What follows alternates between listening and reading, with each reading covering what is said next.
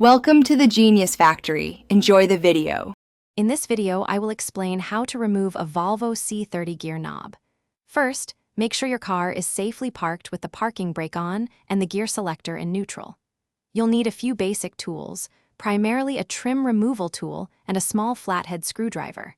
Having these ready will make the process much smoother and prevent any damage to your interior trim.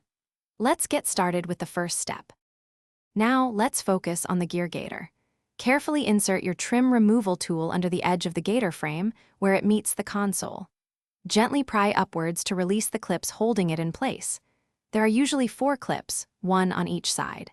Once all clips are disengaged, you can lift the entire gaiter assembly upwards, sliding it over the gear knob to expose the shaft and the knob's base. With the gaiter out of the way, you'll see the retaining mechanism at the base of the gear knob. This is often a small clip or a collar. Use your small flathead screwdriver to carefully pry open or release this locking clip. Be gentle to avoid breaking it. Once the clip is disengaged, you can usually twist the knob slightly and then pull it firmly upwards to slide it off the gear shaft. It might require a bit of force. After releasing the retaining clip, the gear knob should slide straight off the shaft with a firm pull. Take a moment to inspect the gear shaft and the new knob you plan to install to ensure they are compatible. To reinstall, simply reverse these steps.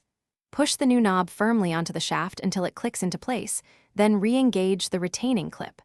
Finally, push the gaiter frame back down until all its clips securely engage with the console.